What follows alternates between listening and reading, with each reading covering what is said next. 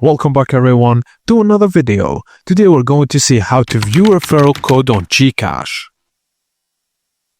Firstly, launch the GCash app on your smartphone. Log in using your MPIN and tap the profile button located at the lower corner of the screen. In your profile menu, select Refer Friends. This will take you to Referral Dashboard where you can track your referrals and earnings. On the Refer Friends screen, you can see how many friends you've referred. You can also check how much you've earned from referrals, and your referral link is provided here. Options to share include Messenger, SMS, QR code, or other social media platforms. Just a tip, make sure your friends click your referral link when signing up so it's properly credited to your account.